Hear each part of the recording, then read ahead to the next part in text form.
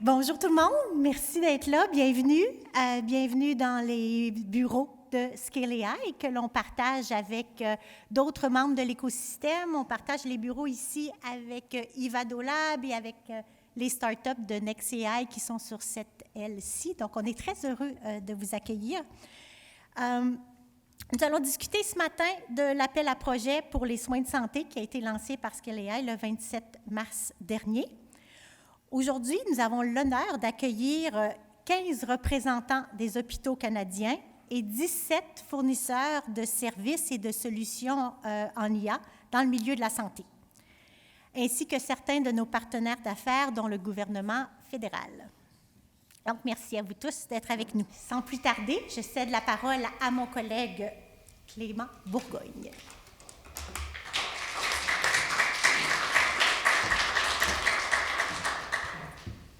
Merci Isabelle. Bonjour tout le monde. Good morning everyone. My name is Clément Bourgogne. I am the COO for Scale AI, so I oversee our 3 investment streams. Today I'm going to talk to you a little bit about our call for projects, but first I'll tell you a little bit about Scale AI. Je vais faire cette présentation dans les 2 langues parce qu'on a des représentants du Québec, de l'Ontario, et aussi on va enregistrer cette présentation pour la rendre disponible à ceux qui n'ont pas pu se rendre, et évidemment c'est surtout des hôpitaux qui viennent d'autres provinces. Alors, à propos de Scale AI, je vais juste prendre mes notes ici. À propos de Scale AI, pour ceux qui ne nous connaissent pas, vous êtes ici, donc vous nous connaissez au moins un petit peu. Mais qu'est-ce que c'est Scale AI? On est un fonds d'investissement qui a pour but, pour mission de développer le secteur de l'intelligence artificielle appliquée aux chaînes d'approvisionnement. Et pour faire ça, on a reçu beaucoup d'argent public, à peu près 350 millions à travers nos différents mandats, qu'on a déjà déployés à travers une centaine de projets industriels qui valent plus de 1,5 milliard de dollars d'investissement. Comme on l'a vu dans la vidéo, plus de 60% de ça vient de l'industrie. Et ces projets impliquent plus de 500 partenaires, comme vous, puisque vous le verrez dans la présentation. Une des lignes directrices de notre approche, c'est la collaboration. Donc plus de 500 partenaires, et la valeur qui va être créée par ces projets excède 5 milliards. Et quand on parle de valeur, on parle vraiment de revenus générés pour les entreprises ou de coûts économisés. Donc on ne parle pas d'impact économique, on parle vraiment de valeur. Et ça, c'est vraiment un des nerfs de notre approche, le cœur de ce qu'on veut faire. Donc voilà, Scale AI a pour objectif de déployer des solutions d'IA dans les chaînes d'approvisionnement. Pourquoi est-ce qu'on lance cet événement aujourd'hui? Premièrement, on veut lancer officiellement l'appel à projet qui a été mis en ligne il y a quelques jours. Donc, vous avez été informés un petit peu avant pour s'assurer que vous étiez ici. Mais officiellement, on veut lancer l'appel à projet.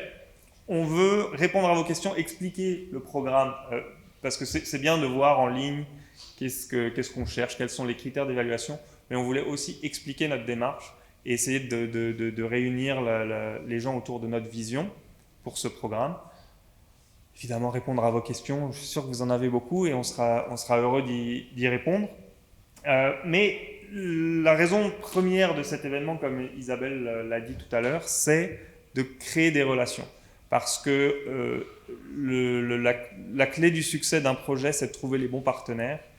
Et nous, depuis 4 ans qu'on a été lancé Scale AI, le quotidien de nos équipes, c'est de faire le lien entre des gens qui veulent utiliser l'IA pour régler un problème au sein de leur organisation et ceux qui peuvent développer cette IA et donc de faire les bons liens.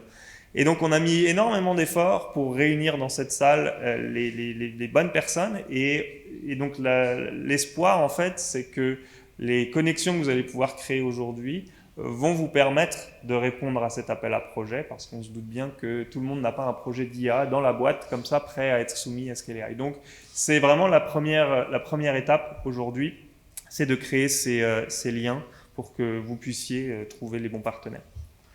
Puis évidemment, on veut vous rencontrer, on veut savoir à qui on a affaire. Ça a été difficile pour tout le monde pendant la crise de la Covid, évidemment, mais on a envie de enfin pouvoir nouer des liens physiques et pas seulement virtuels avec nos partenaires. Et donc, c'était important pour nous de vous réunir ici. Évidemment, ce n'est pas une finalité, donc on a des, comme je l'ai dit, il y a des organisations qui n'ont pas pu venir en présence, avec qui on va pouvoir faire des liens en virtuel ou dans d'autres villes, mais pour nous, c'était le point de lancement. Alors, on va parler dans le vif du sujet, qu'est-ce qu'on essaye de faire avec cet appel à projet? Premièrement, c'est d'aider les hôpitaux de notre pays à utiliser l'IA pour améliorer leurs opérations.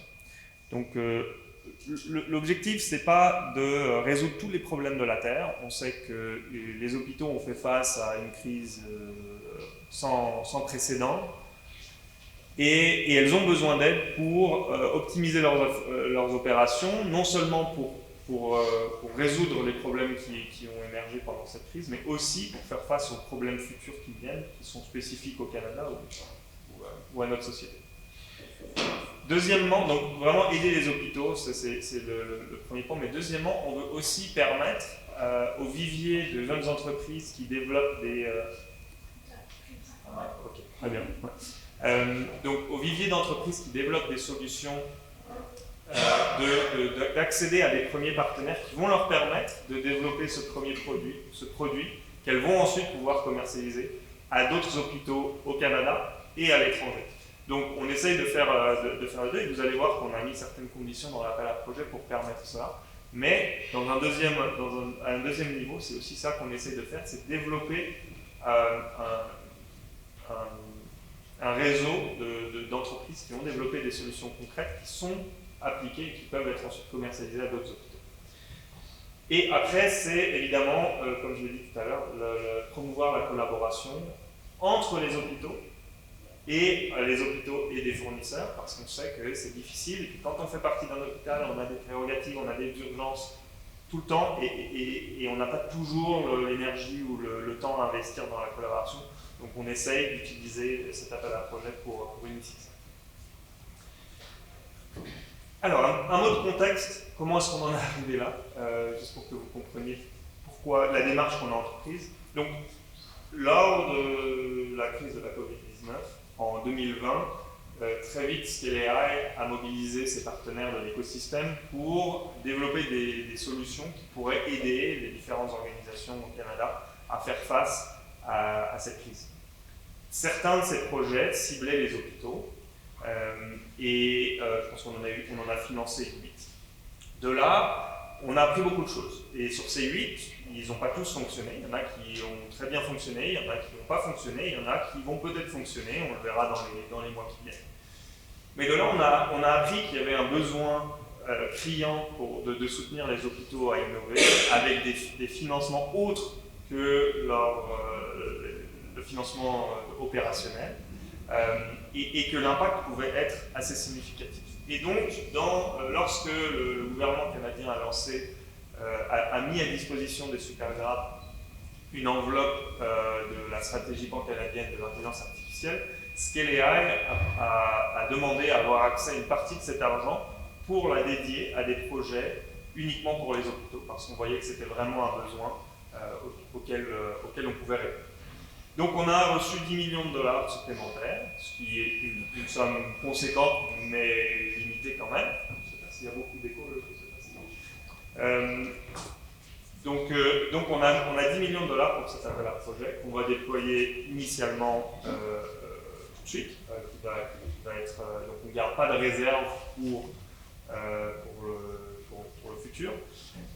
Mais il faut bien comprendre que les paramètres de ce programme ont été conçus en partenariat avec les 8 hôpitaux qui ont déjà eu des projets. Donc on n'a pas essayé, nous, d'imposer notre vision, on a vraiment essayé d'apprendre sur ce qui a bien fonctionné et aussi sur ce qui n'a pas du tout fonctionné lors des 8 premiers projets pour essayer de définir cet appel à projet. Alors, c'est sûr, vous aurez des commentaires, je suis sûr qu'il y aura des choses qui auraient pu être améliorées, mais on espère quand même qu'on a pu bien mieux cibler la façon dont on déploie ce capital pour répondre à vos besoins et en même temps pour avoir l'impact dans l'écosystème qu'on espère. Donc, si vous me le permettez, je vais passer en anglais pour que la description de l'appel à projet soit compréhensible à tous. Encore une fois, si vous avez des questions ou s'il y a quelque chose qui n'était pas clair, n'hésitez pas. So, when we talk about the broad lines, what is the overarching goal and shape of this call for projects? Call for projects. First of all, collaboration is key. That's part of everything that we do. Especially when it comes to AI, it's very rare that an organization can do it on its own. And so collaboration has to be at the heart of the project. What do we mean by collaboration? Obviously, we mean collaboration with an AI service provider, so a hospital and someone developing the solution, but also collaboration between hospitals. One thing we want to avoid through this project is to support the biggest hospitals in Canada and only those who are doing cutting edge stuff. We want this to benefit as many people as we can. However, we recognize that especially when it comes to AI, some smaller hospital structures may not be equipped to take on a project on their own. So collaboration between hospitals also needs to be part of the proposals that you put forward, because for us, this will be a way to stretch those $10 million. And we won't solve it in every hospital in Canada. We won't fund projects in every, but if we can at least initiate a collaboration where, regional hospitals benefit from the work that is being done in, large urban hospitals, then we actually start something that can perhaps continue after our funding is gone. So really, I want to stress that collaboration is important between a hospital and service providers, but also we'll be looking for collaborations across hospitals. Scale AI, we invest in AI for supply chains. So the theme has to be around supply chains. Supply chains is often misleading. People tend to think of supply chains as trucks and warehouses. That's not necessarily what the way we envision it. So supply chain for us is the flow of a resource between two entities, right? So when we talk about intra-hospital logistics, that's right in the heart of our definition of supply chain. So we are not tackling, treatments. We are not tackling drug discoveries. We're talking about the operations of a hospital and how to make them better. That is the strategic alignment with Scale AI. There's a lot of other funding and much more competent people to assess projects that are clinical in nature. This is not what we're doing today. Obviously, the projects need to have a very clear impact on the quality of care, and when we mean quality, it could also mean how many people can access to care. We'll talk. I'm sure we'll hear from our panelists later on about some of the impacts that our projects had. But clearing backlogs is for us a way to increase quality of care. But the projects need to have an impact on Canadians. What we are looking for here is not an R&D project. We are looking to fund deployed and activated solutions that are being used. And we'll see in the parameters later on that we will put our money where our mouth is in this respect. We are looking for solutions to be live at the end of this project. Not a research project, not a what-if scenario. This needs to be used. And there will be very strict requirements regarding to that. And I've mentioned, the collaboration piece. How can this project benefit other hospitals? This is also something we'll look for. This is, the overarching design of this proposal. And as a result of this, there needs to be a very strong support and buy-in from all stakeholders within the hospitals. Some of the things we've learned in our consultation with the previous projects is sometimes, one part or one stakeholder in the hospital was very excited about the project, the AI project, but they hit really significant barriers because other parts of the organization did not want to proceed. So we are looking for a strong buy-in from across the hospitals to make sure that the solution is live. So what is the process for applying and what is the overall timing? We can split it in 4 phases, with the first being eligibility, the second is the detailed submission, then we go into selection and contracting, and then delivery. So what do we mean by eligibility? This is the same process that Scale AI uses for all of its projects. We try to not have you work on a massive document for no reason.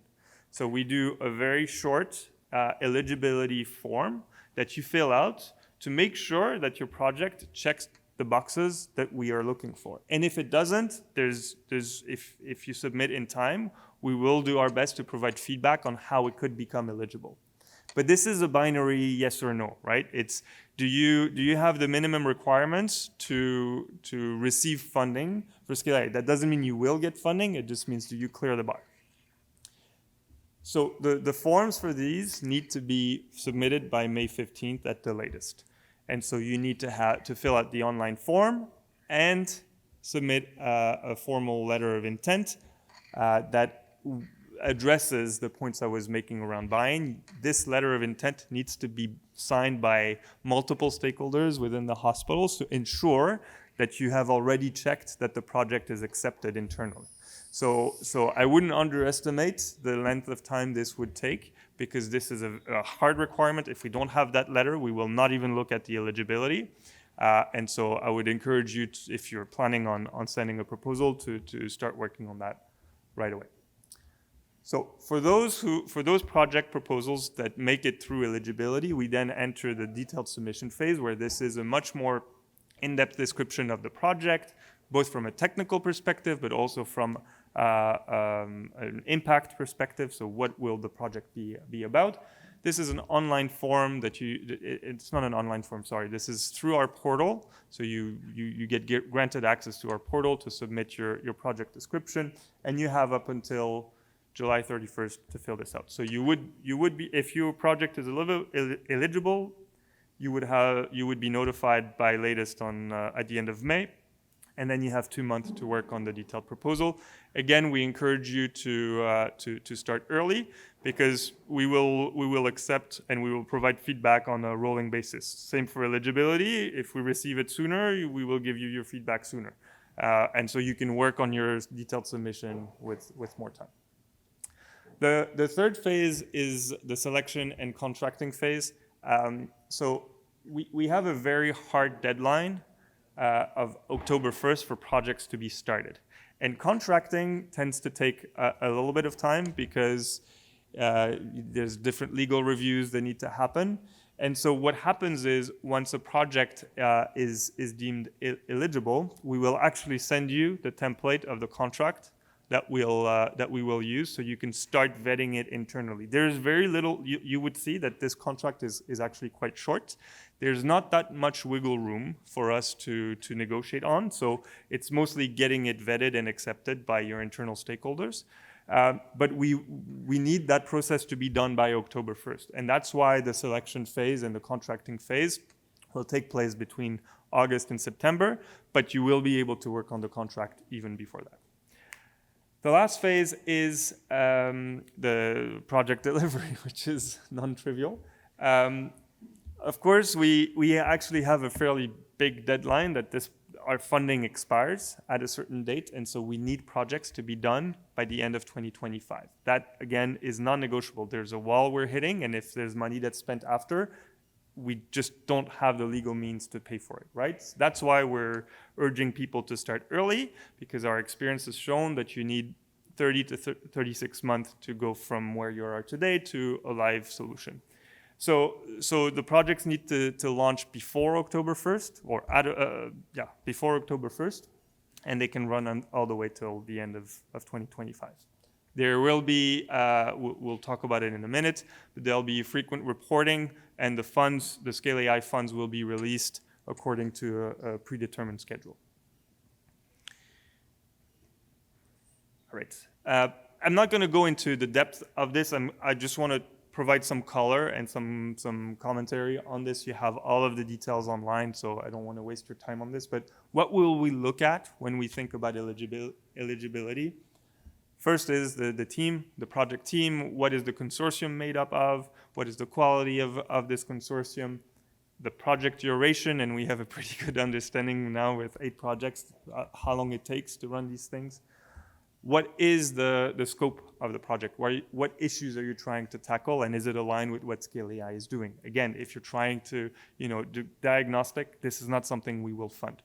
Why? There's money elsewhere, but also we're not qualified to determine if a diagnostic project is right or not. We will stick to what we know, what we know to in this call for project.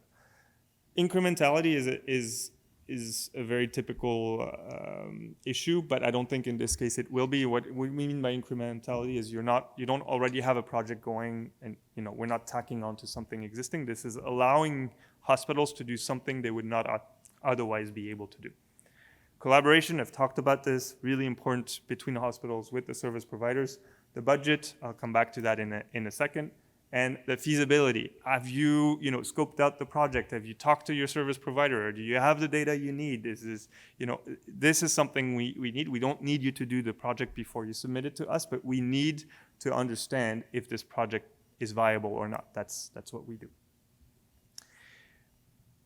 Then so that's for eligibility. That's the binary, yes or no.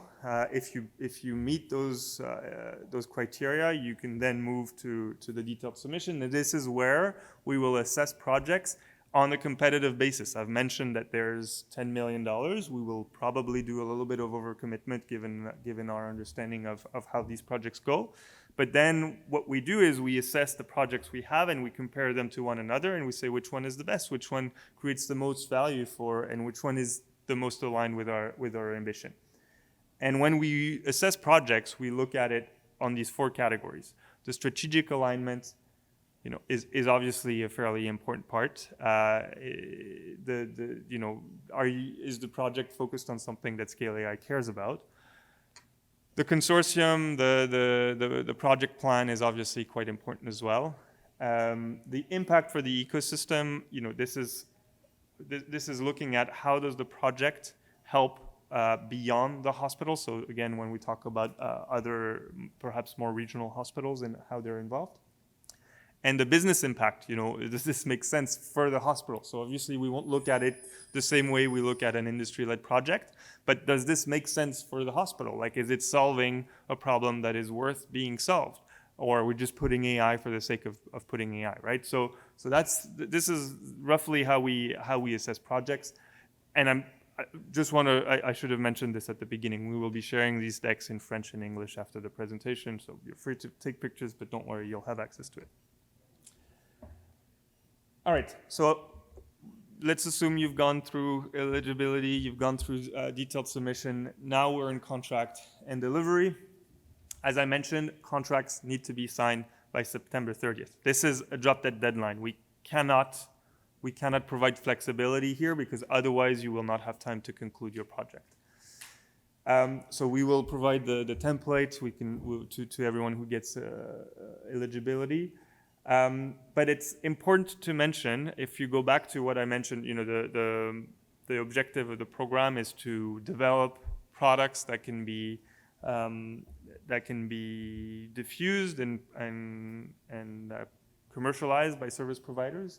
We are going to require that the IP is owned by the service provider. And this is a non-negotiable clause. The IP will need to remain with the service provider, and we can have I think I saw him, he's at the back, he's roaming around. Our experts, our chief counsel, Todd, who is also an expert in IP and AI, he will walk you through this process. The intent is not to leave anyone sour, but there is a very specific ask that the IP remain with the service provider in this case. So after every step of the project, I will talk about it in a minute. We will reimburse expenses if they're justified, and then the project needs to be done by December 31st of 2025 with measured impact. That is the key, and this is why we're giving so much time for project delivery. But it's very important for us to be able to say we gave you $1.5 million, and this is what happened. Right? Not this is what will happen in 5 years. So when we talk about costs and expenses, what can we do? Scale AI will reimburse 100% of eligible costs. That is our commitment. Now the question is, what are eligible costs? So the minimum budget for a project for us is $500,000. Why is there a minimum budget? Because it is quite a bit of effort for you to send this proposal, and for a project that's less than 500K, it doesn't necessarily justify the work that you'll be doing. So we put a cap. The maximum budget, though, is 1.5 million, which is split in 3 phases. So it's not 1.5 that you spend however you want. You have a maximum of $500,000 for 3 phases of the project. The first one is the development of the MVP, development and testing. So, you're building your prototype, it seems to be working, and it's in a sandbox, fine. Then you have another $500,000 in order to develop the version that can be trialed live. And then you have another $500,000 to deploy this and implement it in your organization. So the funds, as I mentioned earlier, will be released at the end of each of these phases. So at the end of each phase, if you submit, if you've cleared the objectives you set out in your proposal and in your contract, we will reimburse the $500,000 based on the expenses you submit, et cetera, et cetera. What costs are we going to cover? Essentially all of your external costs, so your AI service provider cost, your cloud computing software, and we will reimburse one internal resource for project management. So that means that other resources involved in the hospitals will not be reimbursed by Scale AI. We know that this may be an issue and that there are other costs that will be borne by the hospitals, internal costs by the hospitals. But we feel that this is where the most effective way for us to deploy our capital without double funding same resource with 2 sources of public funds. So we recognize that it's important to have an internal project manager that can lead this project, and we will pay for that resource in full. But the other internal costs are at the hospital expense. That is it for me. I hope this was clear. I don't know if we have time for, maybe we can take a few questions because I think it's important for us to cover this. As I mentioned, vous pouvez poser vos questions en français ou en anglais, et puis moi je vais rester quelques temps dans la salle. How do you envision, because obviously we've worked with hospitals in the past and it could take up to a year or 2 years sometimes to sign contracts. What are you envisioning for the procurement side of things? That's a fair point, and it's been an issue on some of these projects. That's also why we asked for a very strong letter of intent at the beginning to make sure that there is buy-in from across the organization. But we don't meddle in the choosing of the provider. So a hospital is free to choose what service provider they want, but they need to understand the urgency and the timing. So we don't have an ability to interfere in that procurement process, but we ask for very strong buy-in from all the leads of the hospitals that need to be involved, including the procurement leads. So I'm sorry, it's not a direct answer. Scale AI has no power to interfere in those processes, but it's certainly something to be aware of. And so if there is a procurement process to go through, then you need to engage your internal teams on that right away. On the solution being implemented, is that before October or before you submit the eligibility criteria? Because we have some things that are in, let's say, R&D right now that are expected to be launched in June that we're hoping to kind of put out there. But obviously it'll be before the October, but not before the eligibility criteria. So the October deadline is for the project to start. So it needs to start this October 1st of this year. That's when the project needs to start. And project starting, usually, we don't expect the solution to be live at that point. So, you have essentially 6 months to build the project proposal, to mobilize the resources in order for the project to launch, the development of the solution to launch in October. And then the solution needs to be live and deployed by the end of 2025.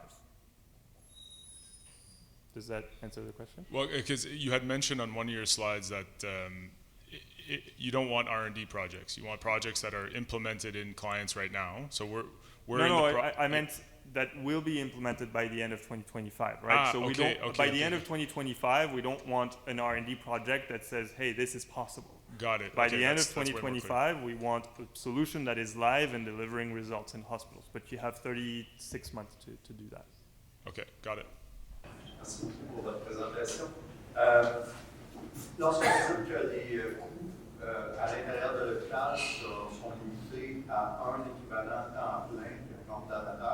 ça implique aussi que les coûts matériels ne seraient pas remboursés, par exemple, s'il y a de l'achat de matériel ou d'autres équipements à l'intérieur de l'hôpital? Non, non, effectivement, c'est pas forcément le cas. Nous, on parlait, là, dans ce cas-là, je parlais surtout des ressources humaines. S'il y a de l'équipement spécifique à acheter, c'est quelque chose qu'on peut soutenir. Néanmoins, comme l'enveloppe est relativement limitée à 1,5 million, il faudra faire le bon équilibre entre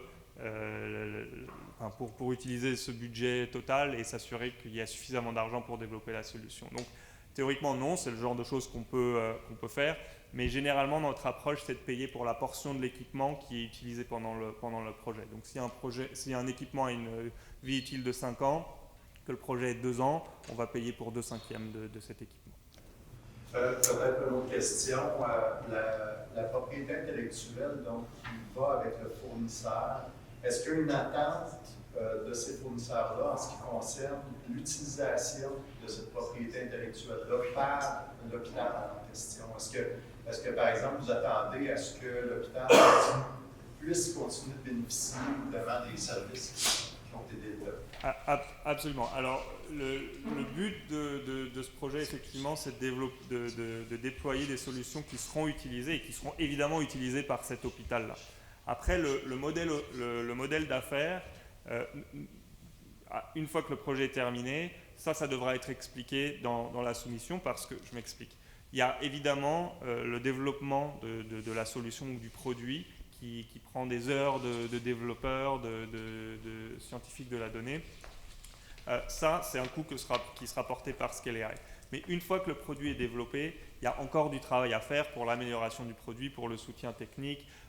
On n'a pas une contrainte que le fournisseur de services doit la gratuité, donner accès gratuitement à ce produit à l'hôpital qui l'a fait. Par contre, ce qu'on veut savoir, c'est quel va être le modèle d'affaires. Donc, est-ce qu'il va y avoir des frais de licence qui seront chargés et dans quel cas, combien et est-ce que l'hôpital est prêt à les payer? Parce que nous, encore une fois, notre objectif, c'est de déployer des solutions qui seront vraiment utilisées et donc il va falloir que le fournisseur de services, dans la soumission, explique comment est-ce qu'il va intégrer ce nouveau produit dans son modèle d'affaires et s'il y a une tarification préférentielle pour l'hôpital ou comment il va faire pour diffuser ça. Donc ça c'est clairement quelque chose qui doit être expliqué dans la soumission détaillée. So, Clément, I have a question around the measurable. Wholeheartedly agree this needs to be a measurable success. While yes, we would align our goals with Scale.ai's end date, are we at the liberty to obviously meaningfully choose the metrics that would align with our provincial partners or regional partners? I guess in essence, do we have a certain flexibility to choose what we want to measure? Certainly not to manipulate anything, but to measure the right successes to make sure that we're getting the wins. Yes, absolutely. You define what those metrics of success are. We don't define it. So in your proposal, you will say, our project aims to tackle this issue, and we anticipate that we can increase efficiency by X% or increase this metric by X%. You set those targets. We then assess them whether it's feasible or not, but you define them, and then you're measured against the targets you define yourselves. We may push back a little bit, say, well, that's not ambitious enough, but it's your metrics, and so you're declaring the impact you had against those. We're not imposing anything on projects. Hi, I just have a quick question about the eligibility of the service provider, the definition. So if a number of hospitals are working among themselves and with academic partner and on a particular solution, and is this kind of consortium eligible to apply? Yeah, absolutely. That's what we want to encourage, right? Several hospitals coming together with one or two service providers, whatever makes sense.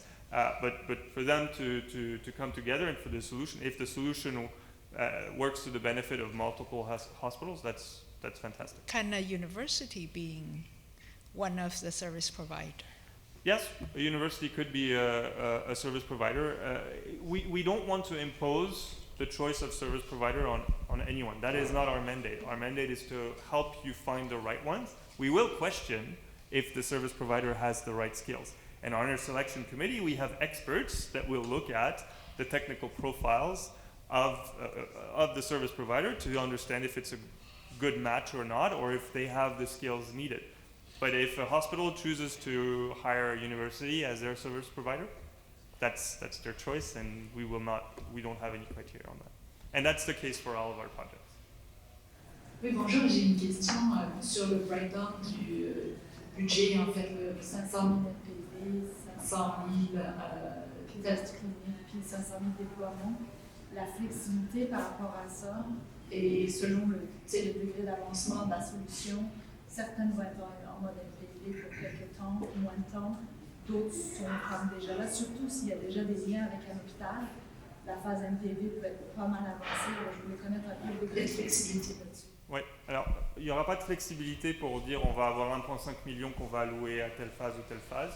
C'est juste que s'il y a un projet qui arrive avec déjà une phase MVP, nous on peut financer les 2 phases d'après, mais on ne va pas prendre 1,5 million que les gens peuvent allouer comme ils veulent. Pourquoi c'est important? Pourquoi est-ce qu'on prend cette approche? Premièrement parce que le feedback qu'on a eu des hôpitaux, c'est que c'est à peu près ça que ça prend pour chacune des phases. Évidemment, il y aura des gens qui auront une opinion différente et on n'a pas la solution optimale, mais on pense que ça c'est un bon compromis. Donc, par contre, dans le portfolio de projets, c'est important d'avoir des projets à différentes maturités. Donc si un projet arrive avec justement une maturité déjà un peu établie, qui a déjà établi le MVP, il faut montrer que l'incrémentalité est là. Donc s'il y a un projet qui est déjà en MVP, pourquoi est-ce qu'il a besoin de financement supplémentaire s'il y a déjà eu un commitment? Donc il faudra démontrer ça. Si vous y arrivez, dans ce cas, ça donne un avantage au projet pour recevoir le financement, le 1 million restant, par rapport à d'autres qui auraient besoin de 1,5 et qui seraient peut-être moins intéressants au niveau impact d'affaires, impact de l'écosystème. Donc tout ça, nous on va essayer d'avoir une diversité dans le type des projets, mais on pense que le 500 000 par phase, c'est à peu près ce qu'il faut pour couvrir les coûts de développement de ce genre de solution. Donc je vous remercie à tous, je vais laisser la place aux panélistes parce qu'ils ont des choses très intéressantes à vous dire. Je vous remercie d'être là et je vous souhaite de bonnes rencontres plus tard aujourd'hui. J'espère vraiment que vous allez pouvoir nouer des liens intéressants et forts avec des hôpitaux et des fournisseurs de services. Et au plaisir d'avoir vos propositions.